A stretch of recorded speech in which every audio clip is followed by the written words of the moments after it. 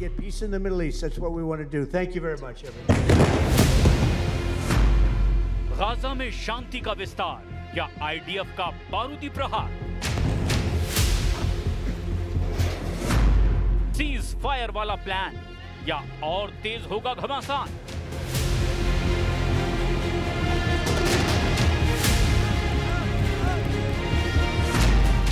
क्या हमास को उसके अंजाम तक पहुंचाकर दम लेंगे नेतन्याहू?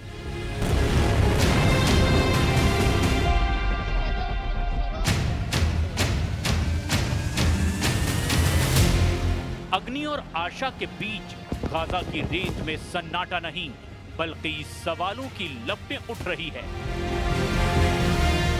जैसे ही ट्रंप ने युद्ध विराम के पहले फेज की घोषणा की, पूरी दुनिया की निगाहें गाजा पर टिक गई। कागज पर शांति का ऐलान हुआ, लेकिन जमीन पर विस्फोट जारी है।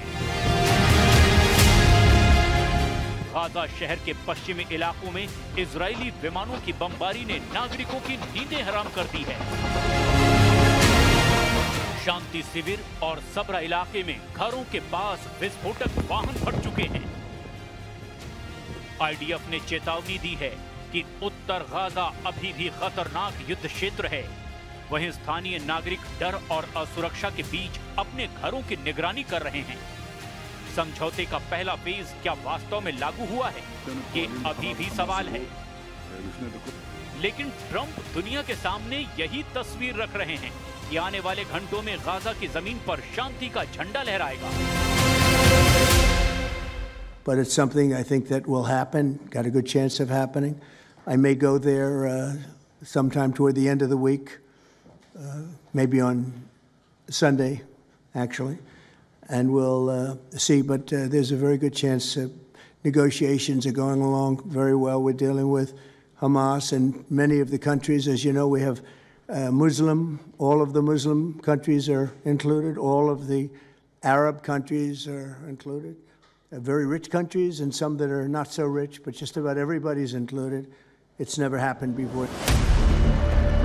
ट्रंप ने इसे एक ऐतिहासिक मोड़ बताया है। कतर ने इसे मध्यस्थता की सफलता कहा है। कतर के विदेश मंत्रालय के प्रवक्ता माजिद अल अंसारी ने सोशल मीडिया पर लिखते हुए कहा, मध्यस्थों ने घोषणा की कि गाजा युद्ध विराम समझौते के पहले चरण की सभी शर्तों पर सहमति बन गई है। ये युद्ध के अंत, इजरायली बंधकों और फिलिस्तीनी कैदियों की रिहाई और राहत सामग्री की आपूर्ति का रास्ता साफ करेगी।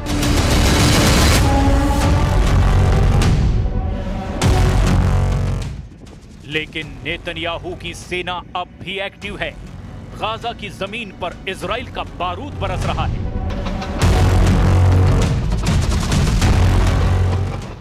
इस तरह का विरोधाभास ये दिखाता है कि ट्रंप और नेतन्याहू के बीच स्वाभिमान और रणनीति की दीवारें गढ़ी जा रही हैं। नेतन्याहू दक्षिणपंथी घटकों के दबाव में हैं, जबकि ट्रंप वैश्विक दबाव और अमेरिकी सुरक्षा को लेकर तेजी से दखल दे रहे हैं। गाजा के नागरिकों का जीवन अब भी डर और अनिश्चितता के बीच फंसा है। जिहाद अल शागनोबी जैसे लोग, जिनकी बाह पर बाहरी फिक्सेट लगी है, अभी भी घर की क्षति का जायजा ले रहे हैं।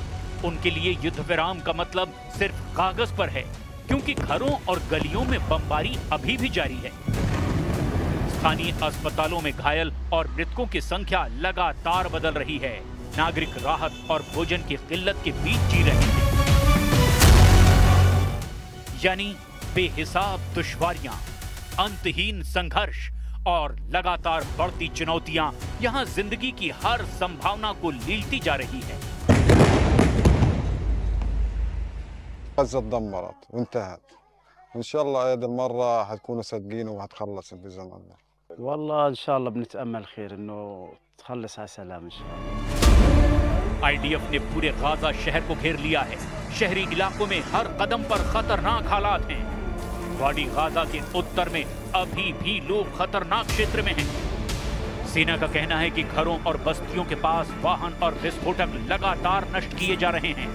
युद्ध विराम की हर संभावना पर ये हमले भारी पड़ते जा रहे हैं। الحمد لله على وقف اطلاق النار ووقف شلال الدماء والقتل. وطبعا مش أنا بس لحالي فرحان، كل قطاع غزة فرحان، بل كل الشعب العربي كل العالم فرحان بوقف إطلاق النار ووقف شلال الدماء. كل الشكر والحب للي وافقوا معنا ووقفوا معنا. संयुक्त राष्ट्र, अमेरिका और कतर लगातार मानवीय राहत और युद्ध विराम की निगरानी कर रहे हैं। ट्रंप ने इसे पहला फेज बताया, लेकिन कागज और जमीनी हालात की दूरी बिल्कुल साफ है। यूरोप और एशिया में नेताओं की निगाहें इस मोर्चे पर हैं कि गाजा में स्थायी शांति संभव होगी। हमास ने रिहाई की लिस्ट दी है, लेकिन हथियार सौंपने को तैयार नहीं है, जिस वजह से इजराइल के साथ समझौते और शांति की स्थिरता पर सवालिया निशान खड़े हो चुके हैं।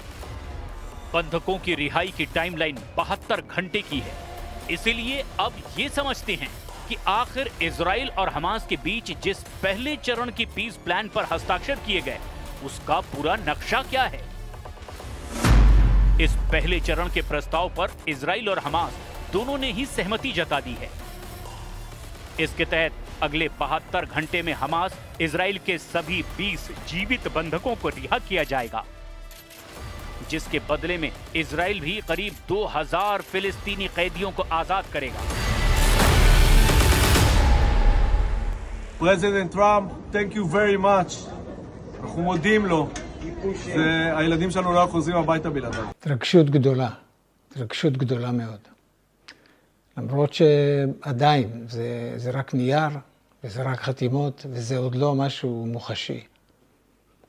אני רוצה לראות אותו, להרגיש אותו, לגעת בו, ואז אני אדע שזה אמיתי, כי הכל יכול להשתנות. इतना ही नहीं, इस प्लान में तुरंत गोलीबारी कम करना और मानवीय रास्ते खोलना भी शामिल है। इस दौरान कतर, अमेरिका और संयुक्त राष्ट्र देखेंगे कि जो वायदे हुए हैं वो पूरे हो रहे हैं या नहीं। उधर भारत की भी नजरें लगातार गाजा पर बनी हुई हैं। पीएम मोदी ने पहले चरण के पीस प्लान पर अपनी खुशी जाहिर की है और इस प्लान का स्वागत किया है। पीएम ने सोशल मीडिया पर लिखा, हम राष्ट्रपति ट्रंप की शांति योजना के पहले चरण पर हुए समझौते का स्वागत करते हैं। ये प्रधानमंत्री नेतन्याहू के मजबूत नेतृत्व का भी प्रतीक है। हमें उम्मीद है कि बंधकों की रिहाई और गाजा के लोगों को दी जा रही मानवीय सहायता उन्हें राहत देगी और स्थायी शांति की राह खोलेगी। गाजा में इजराइल और हमास के बीच शांति के पहले फेज की ही तरह दूसरा और तीसरा फेज भी है, जिसकी शुरुआत तब होगी जब इजराइल और हमास दोनों पक्ष पहले प्लान पर अमल करेंगे।